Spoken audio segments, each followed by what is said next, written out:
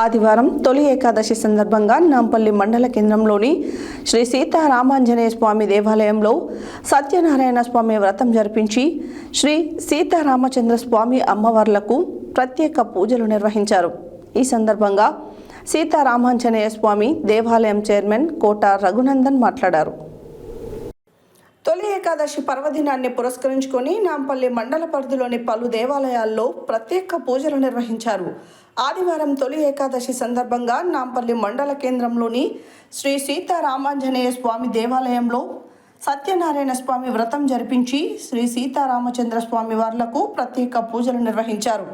ఈ సందర్భంగా సీతారామాంజనేయ స్వామి దేవాలయం చైర్మన్ కోట రఘునందన్ మాట్లాడుతూ తొలి ఏకాదశిని పురస్కరించుకొని సమాజ హితం కోరి ప్రజలంతా ఆయురారోగ్యాలతో సుఖ సంతోషాలతో వర్ధిల్లాలని వ్రతం నిర్వహించామని, స్వామివార్లకు ప్రత్యేక పూజలు చేసిన అనంతరం ఆలయ ఆవరణలో భక్తుల కొరకు అన్నప్రసాద వితరణ కార్యక్రమం ఏర్పాటు చేసినట్లు ఆలయ చైర్మన్ కోట రఘునందన్ తెలిపారు. పురుషులు కూడా ఈ వ్రతము ఆచరించబడేను.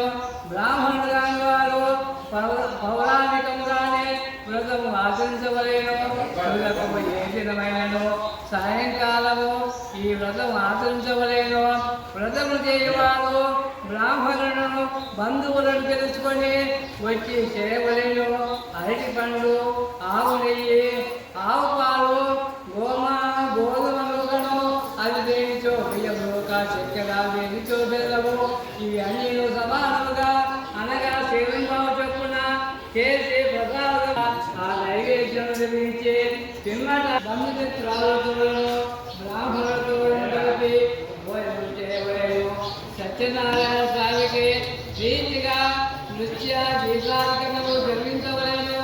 ఇది భూలోకమున కలయుగమునందు ఇష్టకాల ధనులకు మిక్కిలి సులభమైన మార్గము.